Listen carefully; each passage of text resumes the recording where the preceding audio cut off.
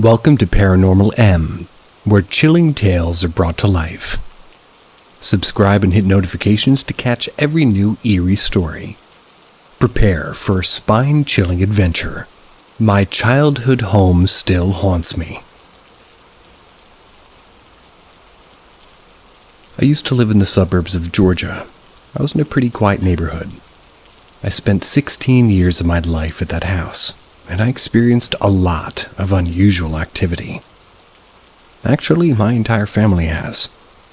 Guests and close friends of mine who've spent some time at my house have always left feeling unsettled. For the rough 16 years my family and I were living in the house, we never spoke a word on the unsettling events that we experienced, until we moved out. It was 16 years later when we broke the silence to each other and made my childhood experience less of a what if and into a scary reality. My mom told me that when she first bought the house, she had invited a lot of her church friends to come in and bless the home. One of the church members, upon entering the home, felt inclined to go upstairs into the master bedroom. Mind you, this is her first time visiting.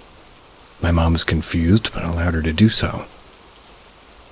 When the friend walked into the master bedroom on the second floor, she apparently looked like she was seeing something that she shouldn't have.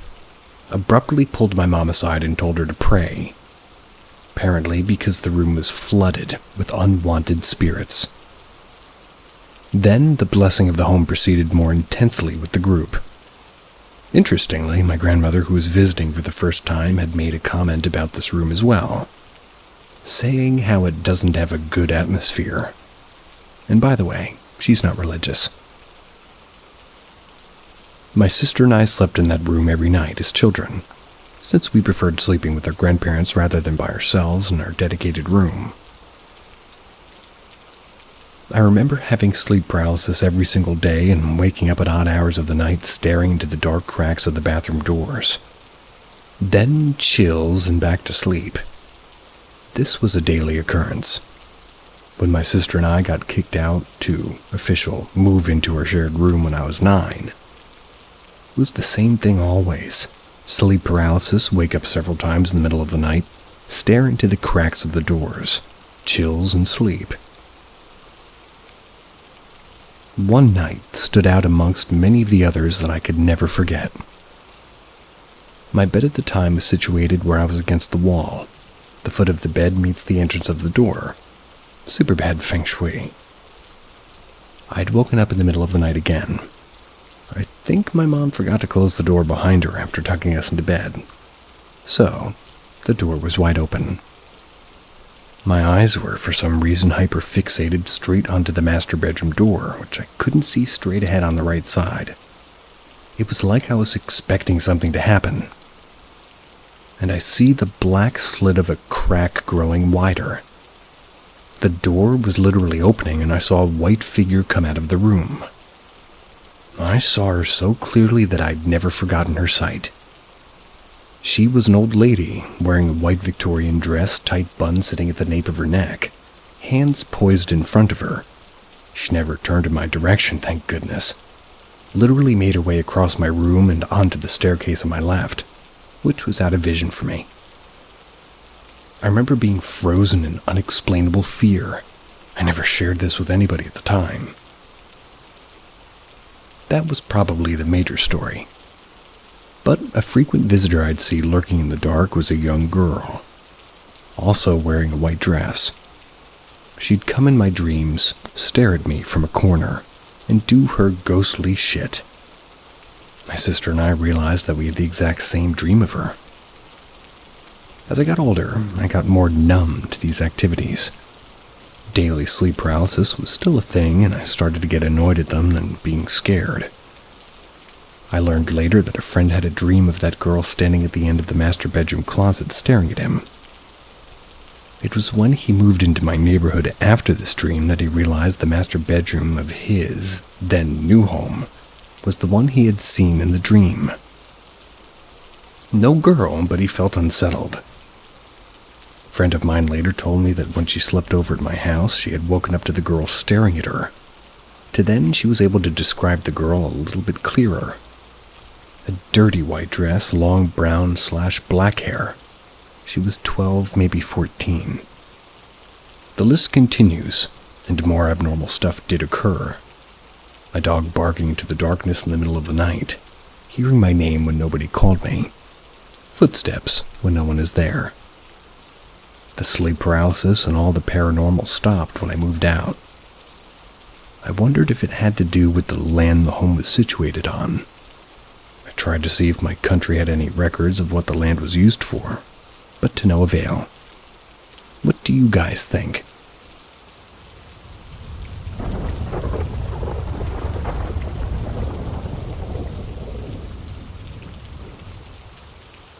My house is full of jinn. In December of 2019, I moved into the house I still currently live in. Before moving in, my dad sent me videos, giving me kind of a tour of the house while I was still living out of state. I had just graduated high school that year and was currently in Tennessee building my photography portfolio. My initial thought was that the house seemed a little bit off. All the rooms were strangely lit, and the living room was exceptionally uncomfortable, being that it had no lights at all yet. All the rooms were a good size, though, and his two cats, Mulder and Tesla, didn't seem stressed out. When I moved in, I brought my cat Tiki. I'm mentioning the cats because they're pretty much integral to what's been going on over the past 5 years. For the first few months of living here, I was mostly by myself with the cats. The first night I spent alone here, that's when it started. It was about 12 in the morning.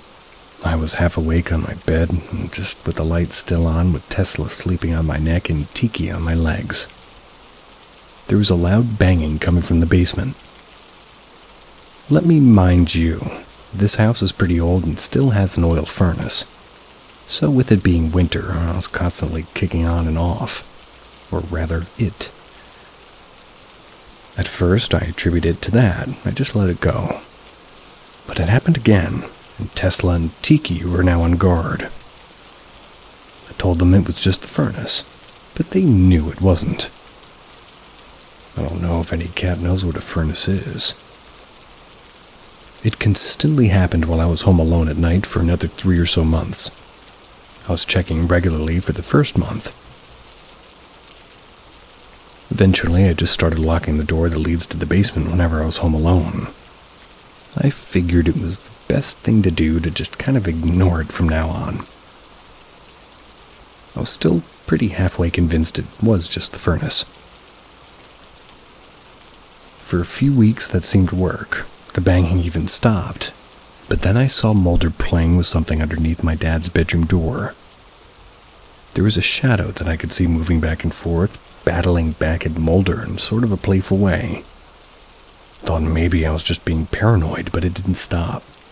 All 3 cats were playing with the thing under the door every single day.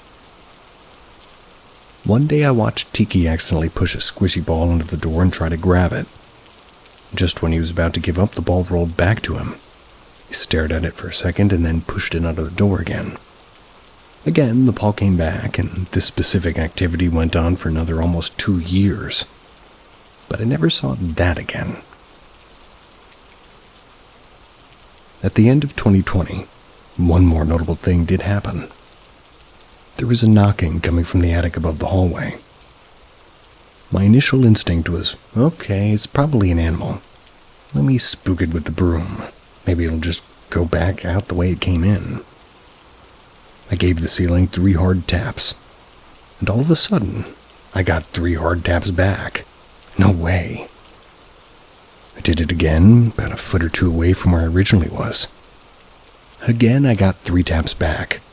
Still in disbelief, knowing I had to test it one last time, I opened my dad's door and walked into the center of the room.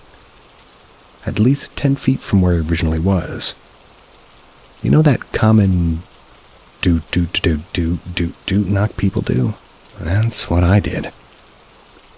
Sure enough, I got it back, and at that point I was running out of the room. That was the most I'd ever been directly interacted with yet. Somebody on the comments told me what that knock pattern was called.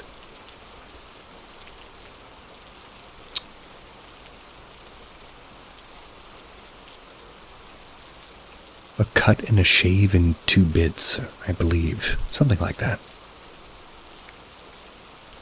2021 was an exceptionally active year. One day a friend of mine, we're going to call him Adrian. I'm changing all the names to maintain privacy since quite a few people experience these things with me. So Adrian came over so that way I could bleach their hair. We were standing around talking about whatever and the knocking incident came up. They asked if I'd ever gone into my attic.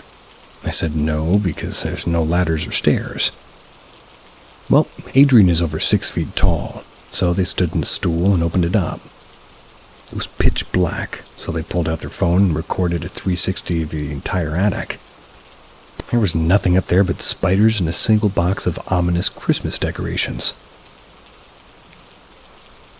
Probably 2 months later, Adrian and another friend Emma were over. We had only had 1 drink each before we decided that we wanted to go out. That way we weren't fucked up by any means. It was probably maybe 9, maybe 10 p.m. We were on the way out the door to go walk around town and bullshit. Adrian was already outside, and Emma and I were just walking out. At the end of the hallway, we both stopped. Across from us was a tall figure, probably 7 feet tall, covered head to toe in black. Silently, we watched as it walked from right across from us in the kitchen all the way into the living room.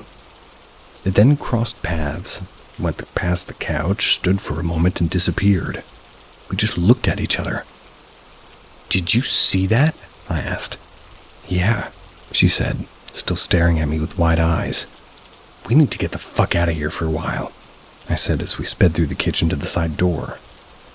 Luckily, they both stayed the night that night, because I wouldn't have slept at all if I were alone. Things stayed relatively calm for the rest of the year, despite the new eerie feeling that something is now living in my closet, keeping close tabs on me, watching me especially hard when the closet is open. I don't think it intended for us to see it. Now, the summer of 2022. My current partner LP and I had stopped at my house. This way I could grab a few things real quick. When we go into my room, we notice that the planchette for my Ouija board was ripped out of its placeholder. It was sitting on top of the box, which was tightly closed on its side, between a small fold-up table and the wall. Except the dent and tear from where the planchette came out of the box. My cats aren't allowed in the room when I'm not home, so I know it wasn't any of them. They were all in the living room asleep when I got home. Well, later that night I came back in by myself when LP went to the gas station. When I walked in, the Alexa in the living room was playing somber classical music. It wasn't my dad. He wouldn't be home from work for another hour or 2, and he had left before I stopped at home earlier in the day. The Alexa didn't set off any alarms at first because it glitches a lot and had a 2-year running streak of playing Tupac at the most random points in time. I went to my room to set all my stuff down before I went to unplug the Alexa. Then I was reminded of that planchette. Tiki and Honeybun ran into my room in a defensive and protective way, and Tesla was on guard on the bar in the kitchen. Osmodeus was legitimately hiding. Tiki started growling in the hallway from my bed, and the banging I hadn't heard in like 2 years at that point started up. There was random shuffling and tapping around on the top floor of the house. At this point I was crying, and I called up to LP and I told him what was going on. "I'll be right back." They came back, brought in with their Quran, and things calmed down for the rest of the night. The very last dramatic thing that has happened is that at the end of last year, my dad was on the couch asleep, and Tesla had woke up to the front doorknob aggressively twisting from the inside. There was not an earthquake or anything like that. The rest of the house was completely still, except for that doorknob. I wasn't home at the time, and he texted me in the middle of the night saying that he woke up thinking somebody was breaking into the house. There was no one outside. You could see the entire front yard and porch from the window behind the couch. He said the doorknob was twisting back and forth so quickly that it was shaking. He apparently realized that it was from the inside of the house when he looked out of the window to see no one, but the knob was just still going. He also said that Tesla was extremely concerned and was guarding him from the front of it. Now that my partners kept a Quran in my room, things have calmed down considerably. Nothing crazy's happened in the past year.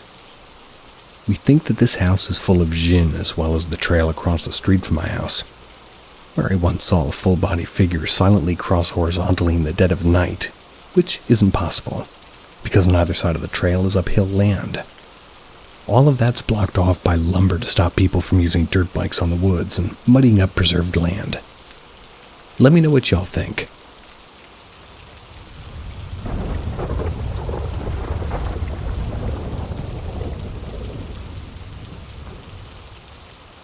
Encounter with a Thief in White. I wouldn't normally post something here, but this morning I have a very bizarre encounter with what I'm coming to believe is a spirit of some sort. Normally, when waking, I might see floating shards of black stone in a static position. It'll be sort of unmoving and it'll slowly vibrate out of existence after a few moments of waking. They don't really visually vibrate, but something about their, uninteractive stillness feels latent with potential energy that always gave me that impression. Anyways, this time when I woke up there was no stones, and my fiancée happened to wake me up by eeping herself awake from a nightmare. Eeping. But when she did, and my eyes shot straight to this extremely irregular thing, mind you, there was a young-looking feeling and male, possibly a teenager wearing a attire that you'd expect somebody snooping around at night, except he was wearing all white. A white hoodie over the head, a white cloth mask covering the mouth, white sweatpants. Odd, but sure, and this would probably be a hallucination of waking up, right? Well, the thing for me is, when my fiancée squeaked herself awake, he seemed to get startled too. From floating just above her face to face position, he popped into the air when she made the sharp motion upwards, threw his arms out to catch himself in sort of a free-fall position complete with some unsteady floating above her before eventually blipping away. She's been having reoccurring imagery about large spiders lately. They were something mischievous about this whole event, really. It felt like somebody was pranking her.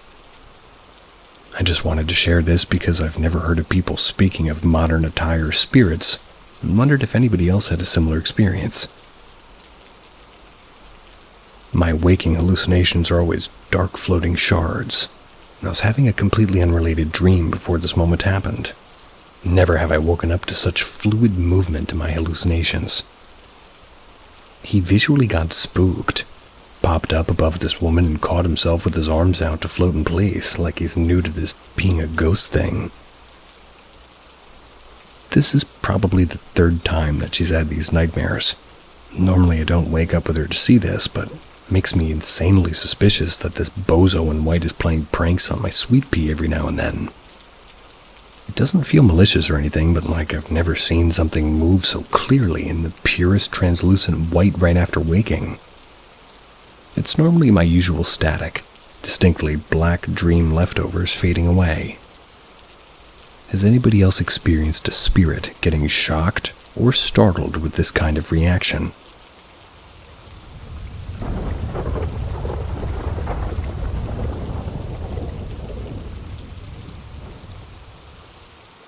Sofas at graveyard. I'm an amateur ghost hunter. I only have one tool, which is an EMF reader. Well, I didn't really use that anyways. But anyway, I had the goddamn weirdest thing that's ever happened to me. Let me explain. One day I was feeling a little crazy. Decided, you know what? I'm going to a graveyard. I have no idea what courage I got that day, but it was some weird shit. Anyway, I got a few friends and we took a look over at the graveyard. We didn't really see them much at first, so we split up into groups. The other group didn't find anything significant. And when I say that, I mean pretty much nothing at all. And neither did my group. We decided to group back up, and then it got weird. We saw a small hill and decided to look down, and we saw 2 random-ass sofas.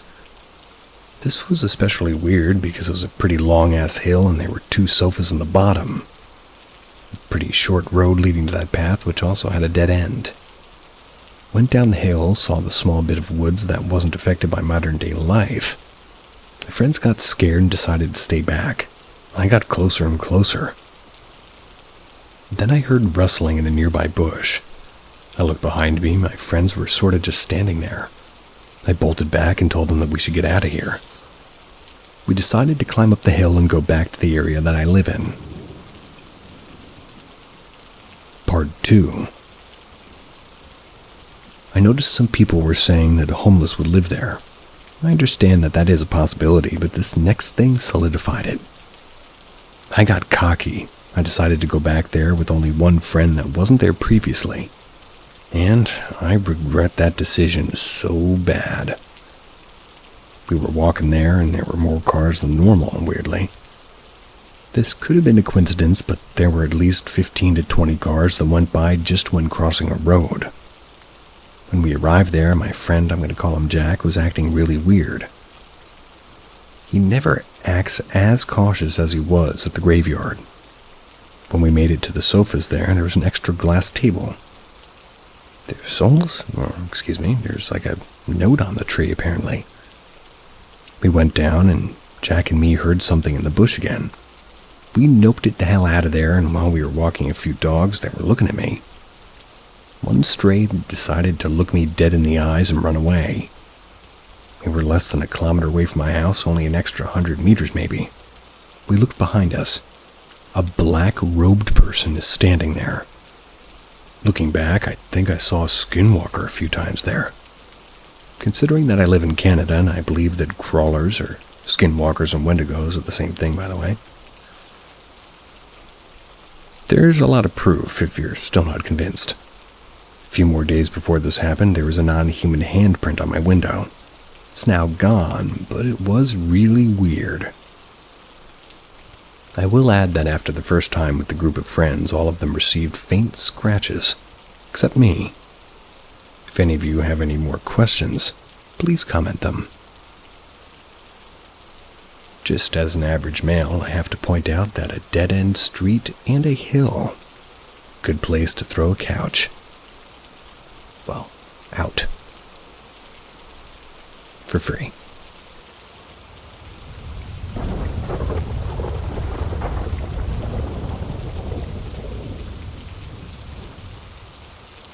Have you asked the time in a dream?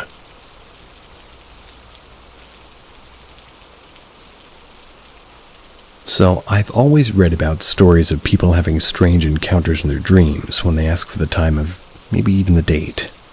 Thought about it a lot over the years, wondering about strange and scary encounters that could possibly be when doing that. And also noticing I've never asked anybody that I remember in my dreams the time or date.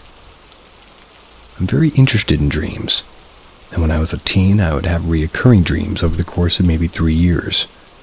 I would also play the same dream out, but each time it would basically have more things added to it. Anyway, a few months ago, I was having a little nap. All I remember of this dream was I was outside surrounded by hills and a bit like a yellow brick road type of pathway through these hills, and to the side walking through the path was a medium-sized white-painted wall with a girl. Had some kind of a face I don't remember seeing. Standing next to a bald-headed man sitting on a fold-out chair with his head directly touching and facing this white wall. So I said to this girl I wanted to know the time. She said that you can't ask that here. I turned to the man facing the wall and put my hand on his shoulder. I asked him for the time. Well, his head started to turn and I could feel my whole body panicking.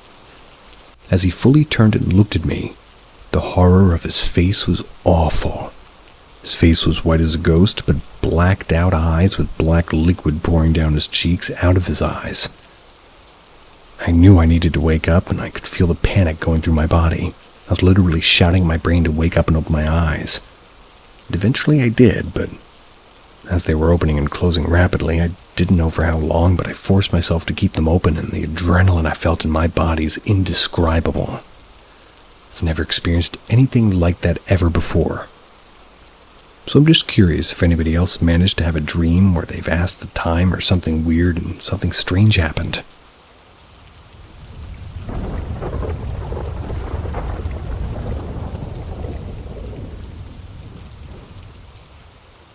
Looking for John Zegras. My story took place in Brazil. It was this year of 2024. I'm going to try to summarize it for you.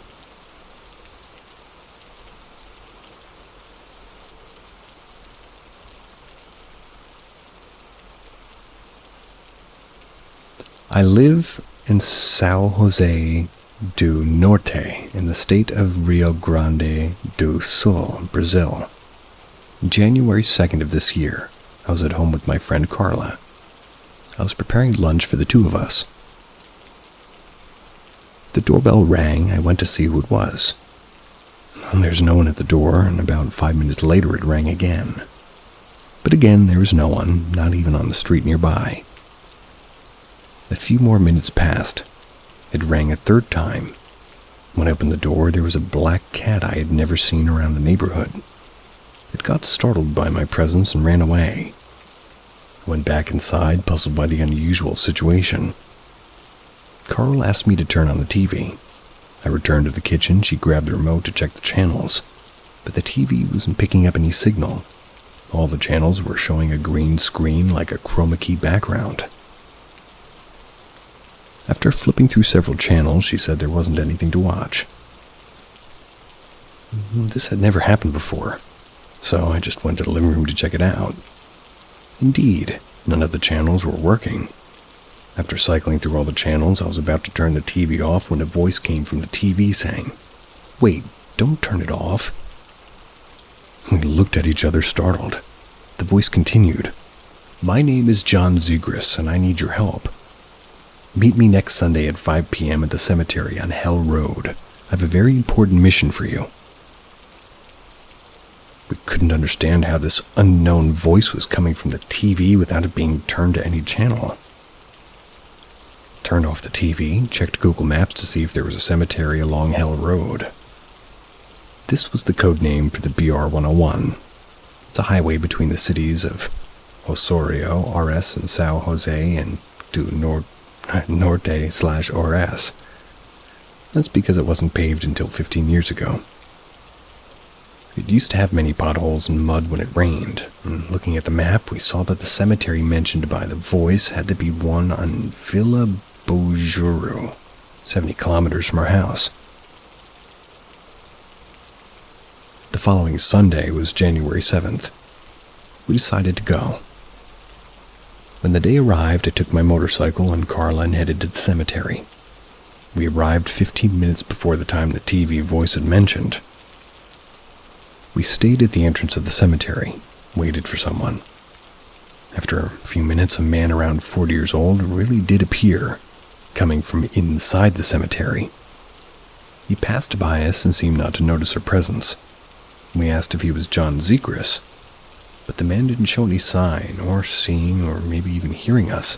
Went right past us. He would go into the cemetery, disappear from our sight. Then he would come back out. He did this about 4 times, and each time he came out, we'd try to talk to him. We even recorded a video of him for about 2 minutes, but for some reason, only the first 6 seconds of the recording were saved. We were afraid to touch him or to follow him into the cemetery, as it might have been a trap. The last time he went into the cemetery, he didn't return. We waited about 20 minutes for him to come back, but he never did. So we decided to head home. We tried to forget about what had happened. However, on the last Sunday of September, the 29th, I was home with Carla to watch the Inter versus Victoria soccer match. I turned on the TV, and the same thing from the beginning of the year happened again. The TV wasn't turning into any channel. All of them were showing a green screen. While flipping through a random channel, I heard the same voice coming from the TV saying, "Don't turn it off. I am John Zegras. Meet me at the next eclipse at 5 p.m. at the cemetery on Hell Road. I have a very important mission for you." We went online to search for when the next eclipse would be. We found out that a solar eclipse was going to happen in 4 days, October the 2nd, Southern Hemisphere. On the day of the eclipse, Carla and I once again rode the motorcycle to Beaujour Cemetery. We decided to record everything from the moment we arrived. However, we left the house late and got there around 5:20 p.m. We thought John Zegras might have come and left already. So we waited by the cemetery gate, hoping he would appear. The eclipse was happening at that moment. In our region, the eclipse was visible at about 30%, but we hadn't brought special glasses to look directly at the sun. We did miss the natural spectacle. We waited a few more minutes, and by 5:40 p.m. we decided to head home, thinking that John Zegras probably wouldn't show up. Or maybe he had come at the time that he had said and left when we weren't there. As we were sitting on the motorcycle, a silver Nissan car approached the cemetery entrance. The driver was alone and parked next to us. He greeted us with a good afternoon, and we replied the same way. We left slowly, and when I looked in the motorcycle mirror, I saw the man get out of his car with a vase of flowers or vase and head into the cemetery. We took the road back home. A few days passed. I felt very frustrated not for having met John Zegras, but I was also determined to find him. So I decided to create a website to try to contact him. The website is at this address, www.zegras.com, Zegrus. On October 16th, I received a mysterious email from a sender called Group 7. The message said that they knew I was looking for John Zegras and had created a website to find him. The message stated that if I didn't find John Zegras within 10 months, Carla and I should go to the sacred place to try to meet him there. The message also said that I needed to be wise enough to decipher a riddle that was attached to the email, and that I should post this riddle on the website so that John Zegras could be informed. And so I did. Today, as I write this account, it's October 20th, 2024. I'm still waiting for another contact from John Zegras. The only image I have of him is from the January recording, but it isn't very clear. However, I remember his face perfectly. If you can help by sending photos of John Zegras, I would be very grateful. Now that is an interesting story. I'm going to look at that website.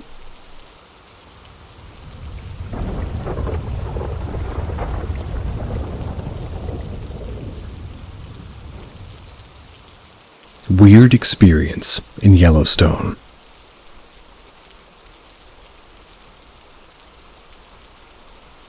Hello, I used to be in the Boy Scouts, and I've done a lot of hiking and backpacking deep in the woods. I've seen my fair share of odd things too. What happened to me in Yellowstone National Park leaves me with questions and a slight amount of paranoia. Anyways, I'll begin by saying that I was around 14 or 15 at the time, and I was completely sober. There were two things that happened that I can't explain, and I'd like your guys' opinions. The first happened while walking along a ridge line to a campsite about 5 miles into the woods. Down to the left is a steep drop-off with very sharp rocks down near the bottom. And at any rate, we got tired and stopped to have lunch. Sitting on a rock looking down into the ravine and eating my sandwich. That's when I noticed movement in the rocks below. This is strange for two reasons. One, there's no possible way to reach the bottom of it without having to literally fall down into it. That's because there's no trails, and two, there's nothing but jagged rocks and a few small trees, so it was confusing that anything was moving down there. At first, I just thought it was some kind of animal. About 2 minutes later, I'm still looking and I see what appears to be a head and two eyes. They're peering from behind one of the rocks. It was around 150 yards away, so I couldn't see it all too well. But it didn't look human. Well, it didn't look like any animal I've ever seen either. Only its arm and torso were visible. It had very long arms, and when I noticed I was looking at it, it ran behind the rocks and I never saw it again. I have no idea what I saw, but I didn't mention it to anybody else, thinking I'd sound crazy. Maybe I just, maybe it's the light or something. And this is starting to get long-winded, so I'm going to keep this next one short. Basically, during one of the nights of us camping, my friend and I just decided to go out and explore before it got too dark.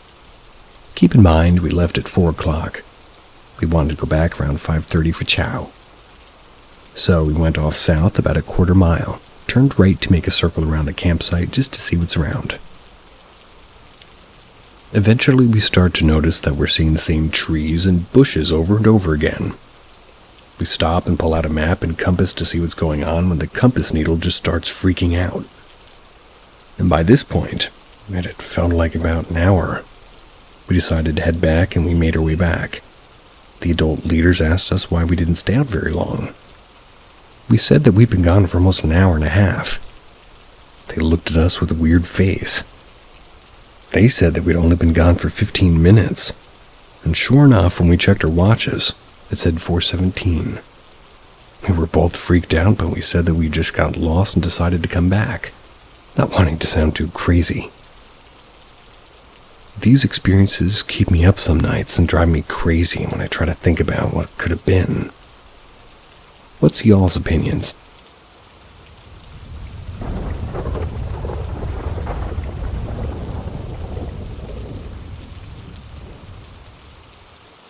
What is in my house?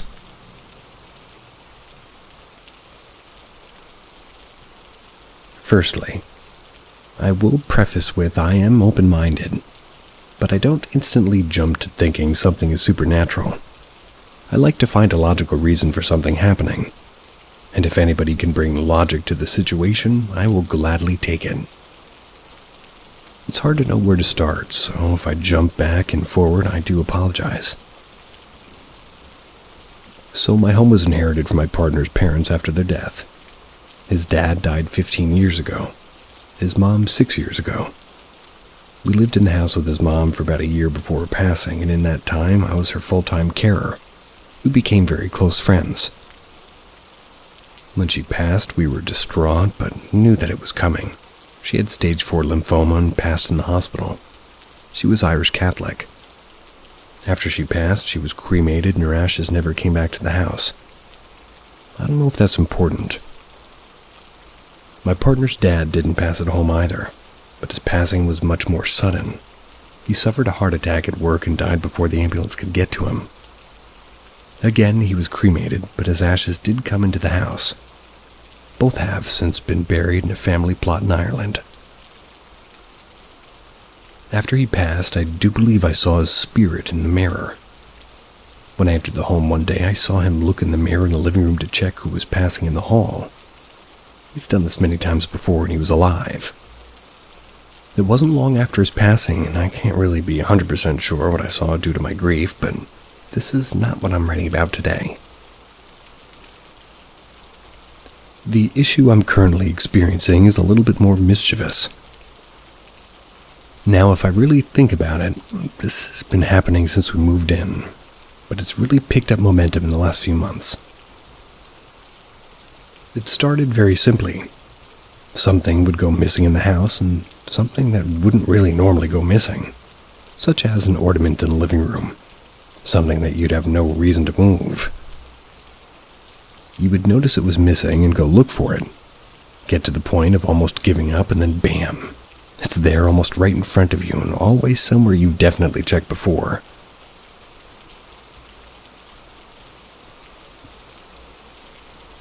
More recently, things that I need are going missing, i.e. my keys or my debit card or TV remotes.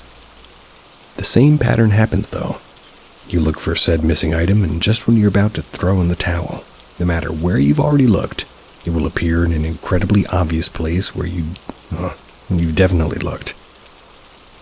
Now I know what you're all thinking. You're just misplacing items, not looking hard enough and then finding them.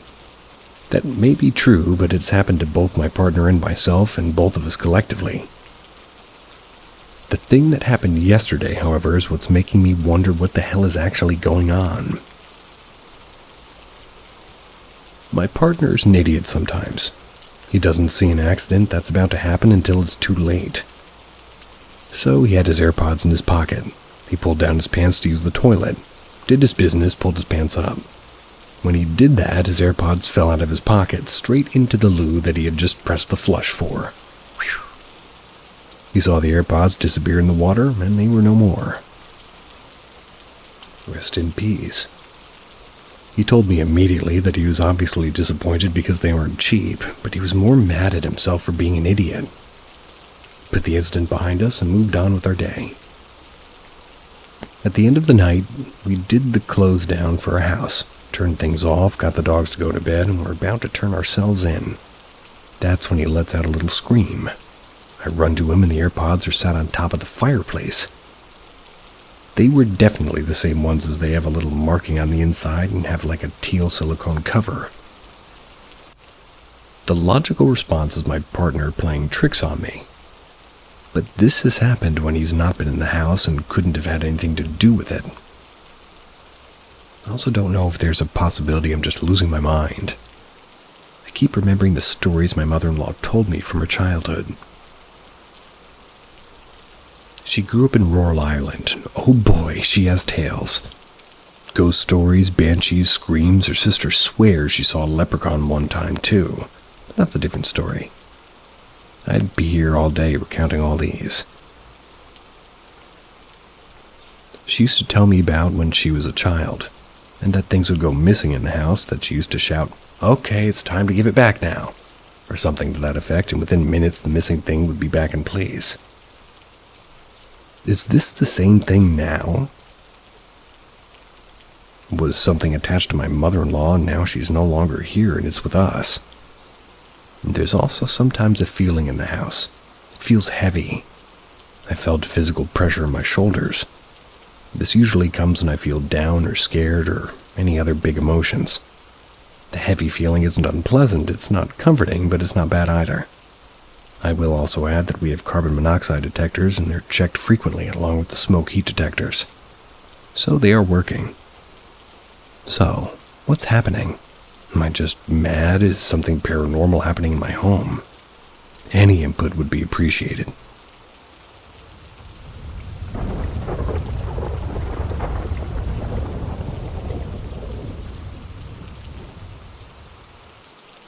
Confused by and interested in my own experience as a child.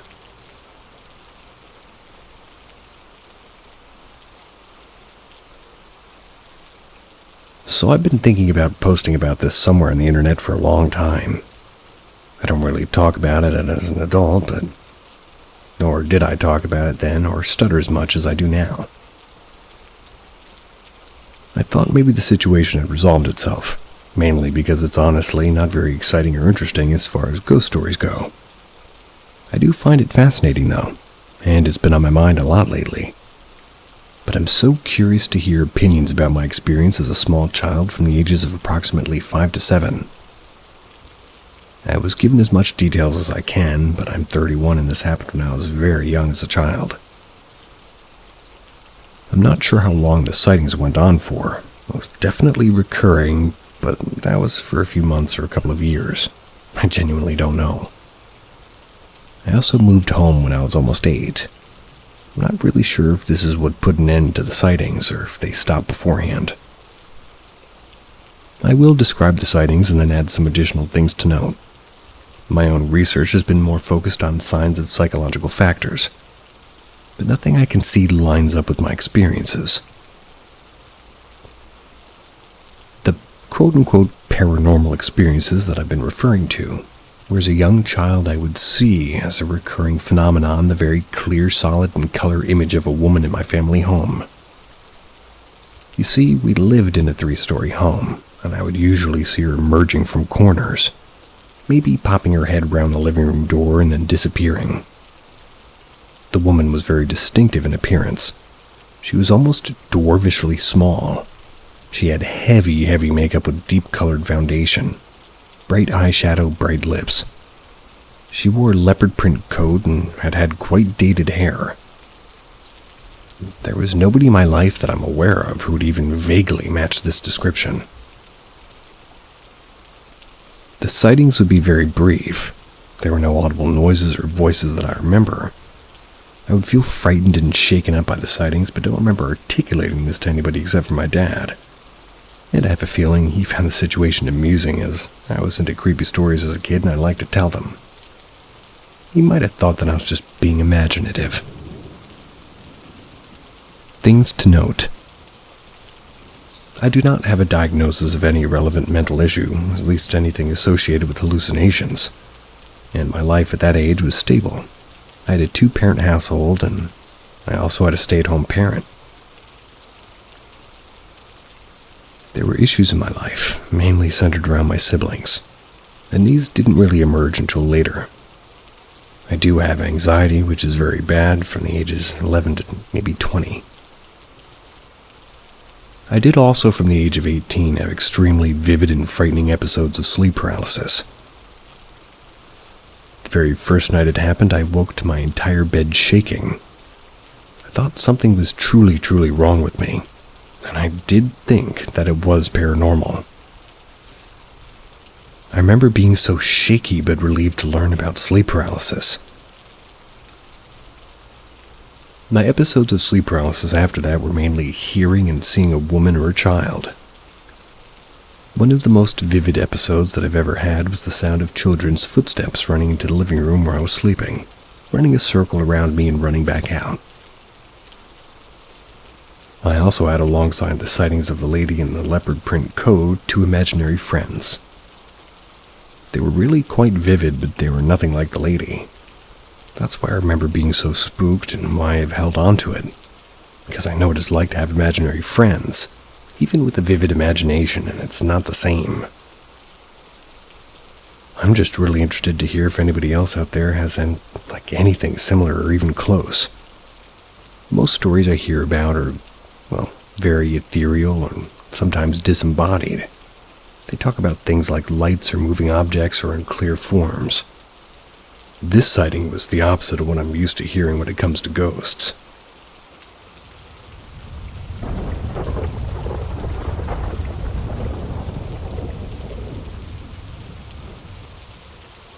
Help!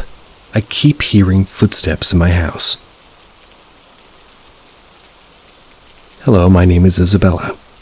I'm 18 and I live at home with my dad. This happened about 10 minutes ago. It's 3:10 a.m. and I'm typing this. I heard footsteps and rummaging downstairs. It was very loud at first. Thought it was my dad, so I went to go downstairs to see what he was doing. But when I opened up my bedroom door, I could hear him loud and clearly snoring and asleep in his bedroom. My next theory is that it was my dog getting into the trash again. I turned the corner, my dog is sleeping. I then assumed that somebody broke into my house, so I went downstairs, grabbed a knife from my kitchen. I did a walkthrough throughout my entire house and didn't find anybody, and none of my doors were open or unlocked. My house has always had spirits in it, but never a poltergeist. I've always seen spirits. A couple of examples are when I was 8 years old and went downstairs to sleep in the couch in the living room. This lady entered my house dancing and then disappeared in my dining room. Of course, little me was scared out of my mind, ran upstairs to see my dad. Another example, last year I was laying on my couch in the family room. Different room. There's a big glass shelf on the wall and I saw eyes looking at me, which would have been too high for my cat to get to, or my dog. Does anybody know what this could have been?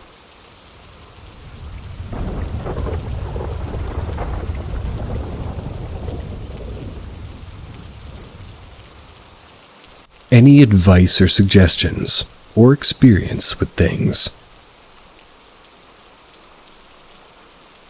Saturday night, my boyfriend and I and his friend went to a Halloween party. Once we arrived, I had this weird gut feeling that I just couldn't shake. We were told there was a bonfire and it was outside. So once we arrived, we found out that the rest of the friend group went down to the creek. Our friend, let's call him Mark, he went down before us. We stayed by the house for a minute and then followed like 5 minutes after. On the way down, my gut feeling got worse. I kept going even though I had a feeling. We were there for maybe 10 minutes when I finally looked at my boyfriend and said that we needed to go back to the house. My gut's telling me that we shouldn't be down here. That's what I was saying.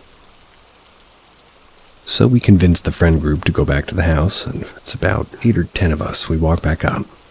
Nothing bad happens. We all drink and have fun. My boyfriend and I decide to head home. It's 12:30 a.m.-ish. I had a little bit too much to drink, and well, we get home and go to bed, and our friend Mark, on the other hand, got a ride home a little bit later because he wasn't ready yet.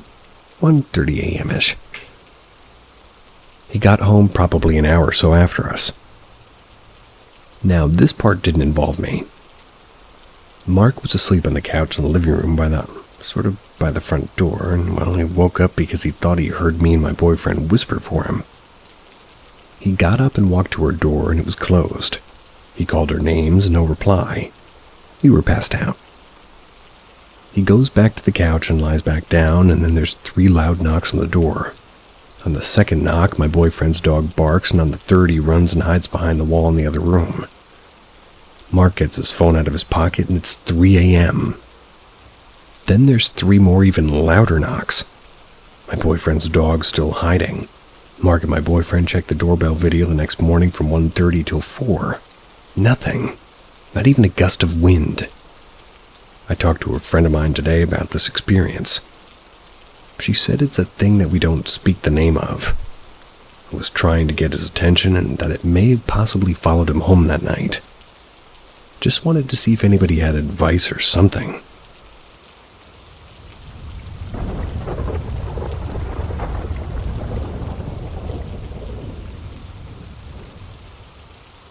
Hide and seek with my friend's doppelganger.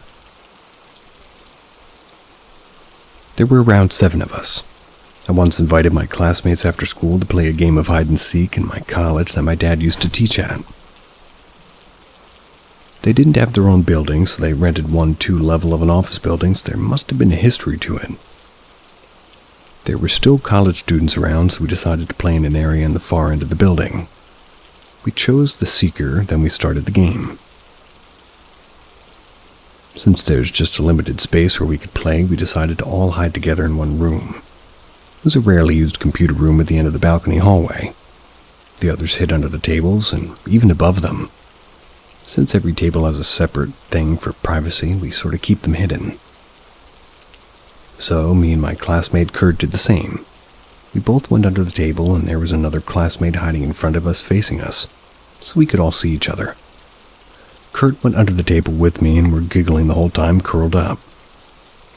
So he's covering his face, sort of like in a sulking position. He was weirdly pale, and by the way, he was brown-skinned, so I asked him to quiet down, but he wouldn't listen. I was shaking him, trying to make him stop. He kept giggling until a seeker found all 3 of us. After we got found, we went out and stood up, and there we saw our confused classmate, Kurt.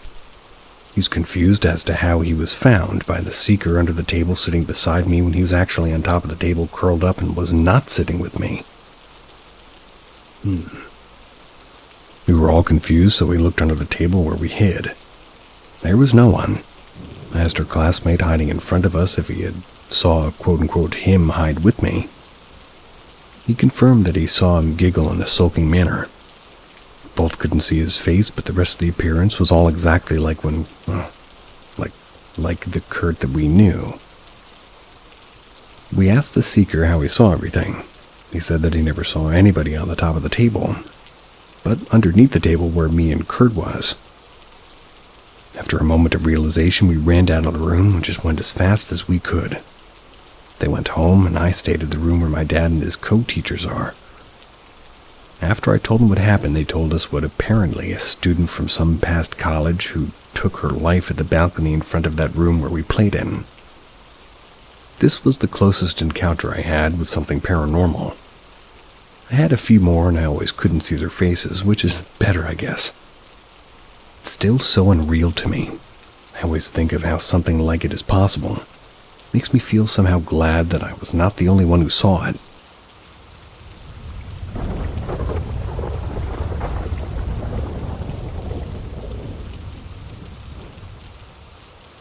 Shadow Man hates Rengoku. Ever since I moved into a rental in New Zealand, I swear I've been seeing something out of the corner of my eye. He always hangs out in this little crossroad section of the hallway. The front door to one side, lounge entrance on another. My bedroom entrance on the other side, and the fourth side is leading down to the rest of the hallway. I see him from both the lounge and my bedroom. I've always put it down to just me seeing things. Maybe it was the cat, maybe I caught sight of the corner of my headphones out of the side of my eye. 2 years ago, my friend gifted me 4 displates. Displates. They're all anime themed. Rengoku from Demon Slayer, Shield Hero, My Hero Academia, and Bungo Stray Dogs. Followed the instructions, cleaned the wall before applying the magnet, etc. Rengoku kept falling down, off the magnet, kept hanging it back up. Happened 3 or 4 more times before the entire magnet was ripped from the wall. So I put the magnet back up and it gets ripped back off. Changed the backing to some stronger adhesive, gets ripped off within the week. Replaced the backing several times with the same issue. Okay, fine. Swapped the picture around and put the Shield Hero there and Rengoku there. Rengoku and the magnet it's on get ripped off the wall again. Maybe it's the wall. Put it on a different wall. Falls off. Fine, it's the magnet. Skip that all together and just apply a strong adhesive to the displate. And as we speak, the displate is sitting upside down in my closet because it got launched down the hallway one night.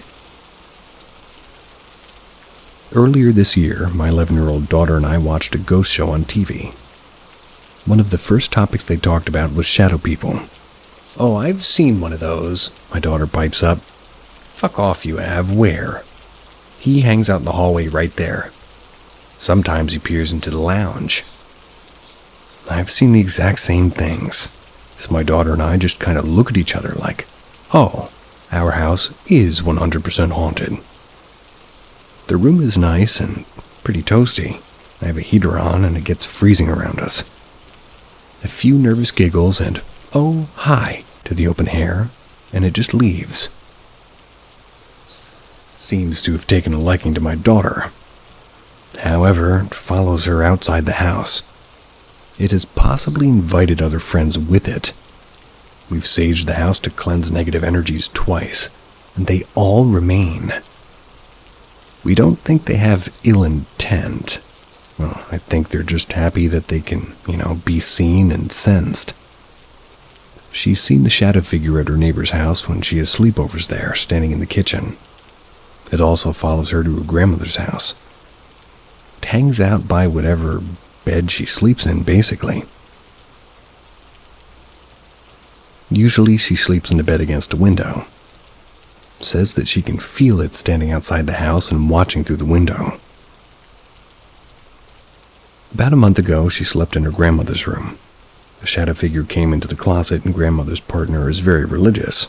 Read a passage from the Bible and left the Bible open in the closet. My daughter says the shadow person didn't return for the rest of her stay. On her 3rd night of coming home, she called me around 3 a.m. telling me that there was something in the house. They'd been peering around the corner and into her room, and she clearly saw his head and shoulders. No one was in the house. I had her sit with me and talk out loud to them, telling them that they were scaring her, that we couldn't help and to please stop, etc. She built a wee fort over her bed and hasn't had any issues for the past 3 weeks. I'm not sure if it's because she's mad or if she really can't see out of the fort or because they've listened and toned it down. She said that she hasn't sensed them either. Bonus story. My daughter saw our quote-unquote cat run across the road and disappear into thin air. He'd just been hit by a car earlier that day and sadly didn't make it. She didn't know this at the time that she saw him.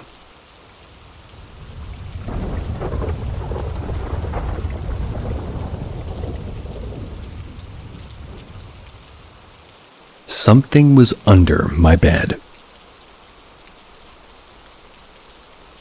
Either way, it happened sometime in 2013 when I was 19. I had my room in the basement in my dad's house. It was late at night and I laid there on my bed in complete darkness. I needed to sleep because I had school the next day, but I suffered from insomnia back then and I felt too energetic to fall asleep. I laid there for a good while with thoughts swirling around in my mind when I suddenly heard some kind of noise. I opened my eyes, but as I mentioned before, it was completely dark. I started to think that I'd imagined it. Then I heard it again, scratching. From there, it went on, getting more and more intense, and I quickly realized the noise was coming from underneath my bed. My eyes widened and panic spread throughout my body. It sounded as if somebody was frantically clawing on the floor. Did I leave one of the cats in here before I went to bed? I thought, trying everything to rationalize the situation. But I already knew not even a cat could make that kind of noise. Then I felt something like a scratching and punching against my back from underneath my mattress. The best way I can really describe the whole thing is to imagine some poor soul being trapped inside of a coffin, desperately trying to break out. And like I was on top of that coffin. I was paralyzed by the shock of it all, not knowing what to do. After I'd been lying there for a good while with the scratching and punching still going on, my fear eventually turned into some kind of rage. I jumped out of bed and ran across the room, turned on the lights. Then I threw myself on the floor, looked under the bed and yelled, "What do you want from me?" Nothing was there. The scratching had stopped. There was no one in the room except me. Somehow I just managed to fall asleep after that. A couple of months later, a friend of mine from school moved into our house. She rented a room for my dad on the top floor. After she had been there for 3 nights, she came to me in the morning and said that she'd had the craziest thing happen to her during the night. I could almost feel my skin turn pale as she told me the story of the exact same thing that had happened to me. The scratching, the punching against the mattress. I knew for certain that I'd never told her about my experience. We were both really freaked out when I told her the exact same thing had happened to me 2 floors down months earlier. Hopefully no more.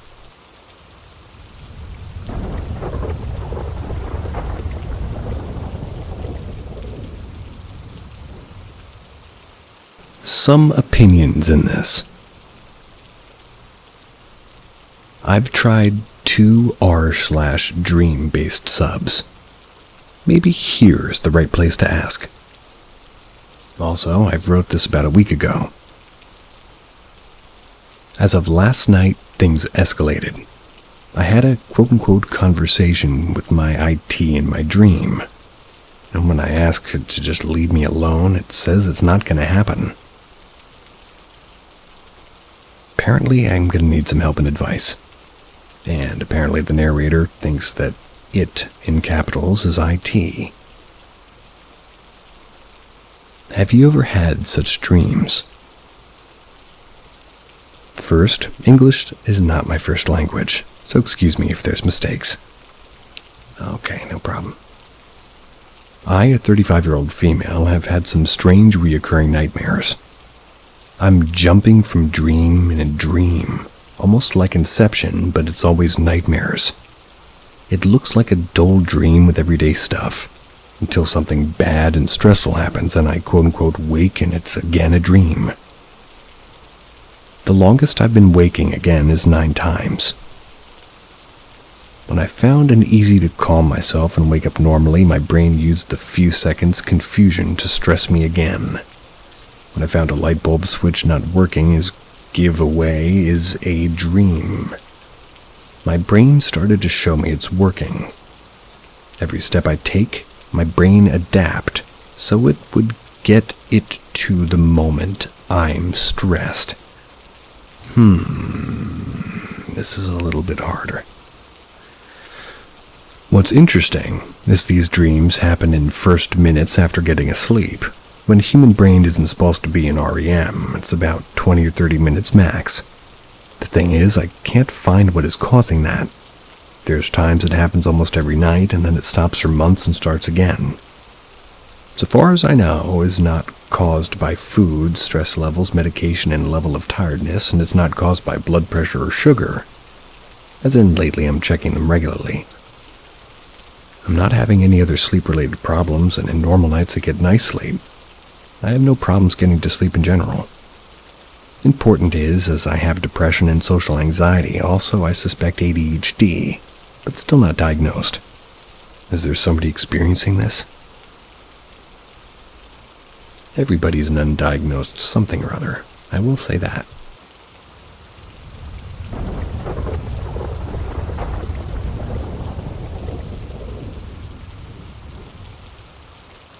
My last encounter. This happened about 6 years ago. Would love to hear your thoughts on it.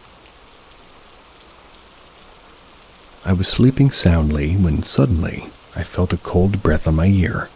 It jolted me awake, but I didn't open my eyes out of fear for what I might see. I lay there motionless, pretending to be asleep. I could hear and feel every inhale and exhale. The breath was unnaturally cold. Like the blast of air when you open a freezer, was right there, brushing against my ear. For what felt like a few minutes, the icy breath lingered. Then it stopped. I felt a weight settle on my side, pressing down as if something was sitting on me. It was a little difficult to breathe with the pressure on me, but I was too terrified to move. I stayed frozen, praying whatever it was would leave me alone. After about 15 minutes, the weight lifted off of me. I heard the breathing again. It was above me on the ceiling. It hung there, heavy and slow, moving to the center of the room. Then it drifted to the corner above the door. Still too afraid to open my eyes, I tried to wait it out. It had to end sometime, right? Please let it end. In my mind, I was trying to think of a logical explanation for what could be happening, as this bird screaming at me. But none of it made sense. Thank you. I'm a skeptic of the paranormal, but this felt inhuman. I lay there paralyzed, listening to the breathing for what felt like an eternity. Roughly half of an hour went by. All I could focus on was the heavy breathing coming from that corner of my room. I couldn't take it anymore. I had to do something. Just lying there hoping it would end felt more terrifying than confronting it. If I stayed still, it might never leave. That thought was worse than fear. I remember the flashlight on my nightstand, and I had to grab it. I had to shine the light in the corner, expose whatever was there. I rehearsed the plan over and over. How far was the flashlight? How would I grab it? How fast could I turn it on? I went through every detail like it was life or death. It was because it felt like it was. If I messed up, if I fumbled, I thought I would die. It sounded illogical, but this whole situation was illogical, damn it. Finally, I decided it was time. In one swift motion, I grabbed the flashlight off my nightstand and turned it on. As I lifted it up, this must have taken less than half a second. If this was an Olympic sport, I would have won gold in that moment. As I shined the light into the corner of the room, I saw nothing. There was nothing there, and the breathing stopped.